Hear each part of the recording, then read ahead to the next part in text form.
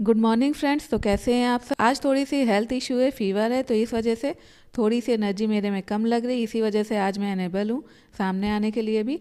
तो आज ऐसे ही पढ़ते हैं। अगर आपको कुछ इशू होती है तो आप कमेंट बॉक्स में बताइएगा, मैं कल के लेक्चर में उसको कवर करा दूंगी।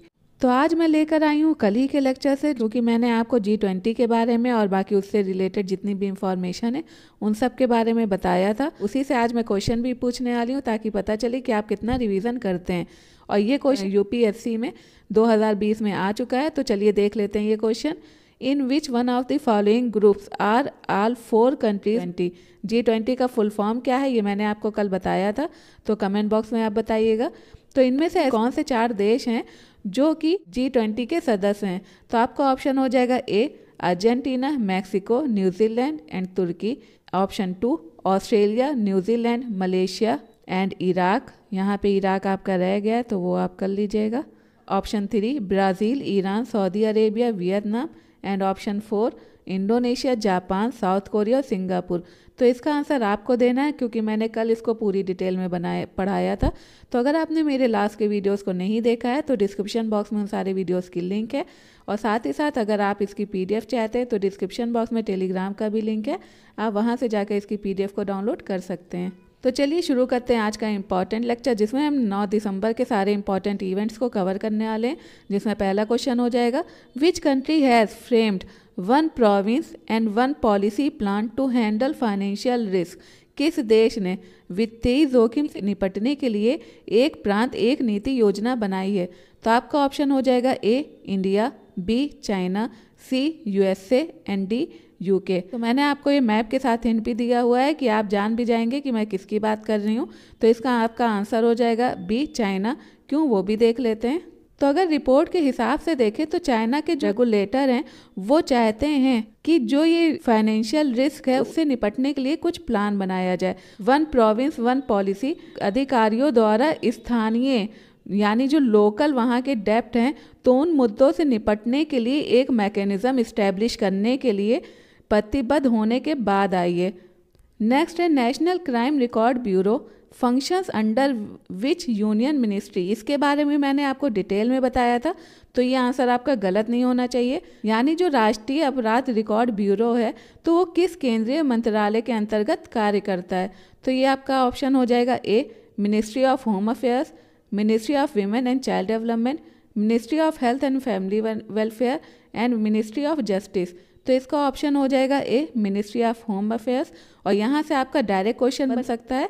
तो कुछ टॉपिक्स ऐसे हैं जो आपको स्टार मार्क करके रख लेने हैं कि 2022 की जो रिपोर्ट आई है NCRB की, उसमें टोटल 4,45,256 जो केस आए हैं तो वो क्राइम अगेंस्ट वीमेन के आए हैं। और अगर देखा जाए तो ये 2021 से और 2020 के केसेस से भी ज़्यादा हैं।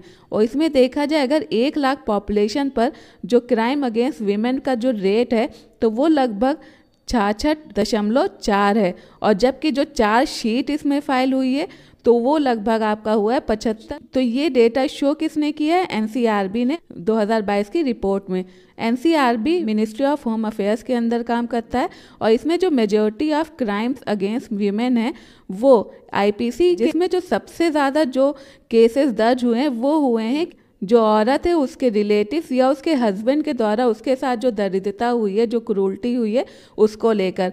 सेकंड जो आया है वो है आपका kidnapping and abduction of women. सबसे ज़्यादा जो क्राइम अगेंस्ट वीमेन हुआ है तो वो सबसे ज़्यादा दिल्ली में रजिस्टर हुआ। और दिल्ली तो वैसे भी बदनाम है लड़कियों के लिए, तो ये आपको बताने की नीड ही नहीं है। Uttar Pradesh crime against women में FI दर्ज होने में सबसे ऊपर है। यानी उत्तर प्रदेश एक ऐसा स्टेट है जहां पर सबसे ज़्यादा क्राइम अगेंस्ट वुमेन में FIR दर्ज हुई है। नेक्स्ट है विच institution release composite water management index in India. Bharat में कौन सी संस्था समग्र जल प्रबंधन सूचकांक जारी करती है। तो आपका ऑप्शन ए हो जाएगा जल शक्ति मिनिस्ट्री। इसके बारे में मैंने डिटेल में आपको कल बताया था। नीति आयोग, ये भी मैं पढ़ा चुकी हूँ। वेबकॉस, CPIT। तो इसका आंसर आपका हो जाएगा बी नीति आयोग। आपको कमेंट बॉक्स में बताना है कि नीति आयोग कब फॉर्म्ड हुआ था, इसने किसको रिप्लेस किया था और वो कब फॉर्म हुआ था। इसके बारे में मैंने डिटेल वीडियो दिया था तो आप उसको भी देख सकते हैं। तो नीति आयोग जो है ये रिपोर्ट पब्लिश कर रही है लगभग 2018 से, जिसमें इसका 2 एडिशन आ चुका है, जून 2018 में आया था, और जो इसका 2.0 एडिशन आया था वो अगस्त 2019 में आया था। लेकिन कोविड की वजह से ये जो रिपोर्ट है वो रुक गई और ये प्रिपेयर हुई अगस्त 2022 में। अब इसका टारगेट है कि वो 3 से लेकर 6 तक का जो एडिशन है वो लेकर आने वाला है। फिर है क्वेश्चन आपका कि जो बे ऑफ बंगाल है और जो अरेबियन सी है, तो इसमें जो ट्रॉपिकल साइक्लोन्स आते हैं तो उसमें जो नाम रखे जाते हैं तो वो किसके द्वारा रखे जाते हैं। तो इसमें आपका ऑप्शन हो जाएगा A, suggestion of various countries, यानी कई कंट्रियों के सजेशन की वजह से, suggestion of UNESCO, suggestion of United Nation Environment Programme and suggestion of UNFCCC। तो इसका आपका आंसर हो जाएगा A, suggestion of various countries. कैसे वो भी देख लेते हैं। तो 5 दिसंबर में जो आपका साइक्लोन माइचोंग आया था तो वो आपके आंध्र प्रदेश में आया था। तो 2000 में वर्ल्ड मेट्रोलॉजिकल ऑर्गेनाइजेशन और यूनाइटेड नेशन इकोनॉमिक और सोशल कमीशन के मेंबर का एक पैनल बना और उन्होंने बे ऑफ बंगाल और अरेबियन सी में ट्रॉपिकल साइक्लोन के नाम की एक लिस्ट तैयार की। और सबसे पहले जो ये नाम दिया गया वो दिया गया सितंबर 2004 में। हर साइक्लोन का नाम इसी लिस्ट से लिया जाता है थ्रू ईच कंट्री, यानी हर कंट्री के सजेशन, यानी हर एक कंट्री के सजेशन से इसी लिस्ट से नाम उठाया जाता है। जैसे जो आपका माइचोंग है तो ये नाम म्यांमार के द्वारा दिया गया। उसी तरह उसके जो अगले आपके 5 साइक्लोन्स हैं, जैसे आपका रेमल है ये नाम ओमान ने दिया, असना ये नाम पाकिस्तान ने दिया, दाना ये नाम कतर ने दिया, और फंगाल ये नाम सऊदी अरेबिया ने दिया, और शक्ति ये नाम श्रीलंका ने दिया। नेक्स्ट है कि अभी किसको इंटेंजिबल कल्चरल हेरिटेज में मान्यता दी गई है। तो इसमें आपका ऑप्शन हो जाएगा A, Garba of Gujarat, B, Baisakhi, C, Muharram, and D, none of the above. तो आपका इसमें आंसर हो जाएगा ए, गरबा ऑफ गुजरात।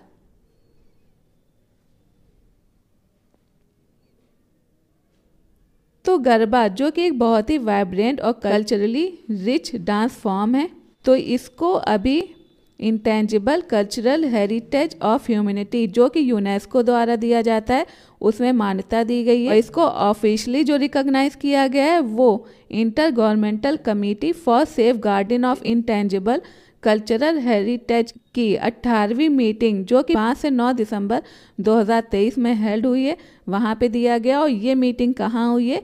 ये हुई है कसाने, बोत्सवाना में। तो आज ही के क्वेश्चन से आपका मैप बेस्ड क्वेश्चन हो जाता है और वो हो जाता है बोत्सवाना। आपको कमेंट बॉक्स में बताना है क्योंकि बोत्सवाना में एक और इंसिडेंट हुआ था कुछ टाइम पहले, तो आपको बताना है कि वो कौन सा इंसिडेंट था।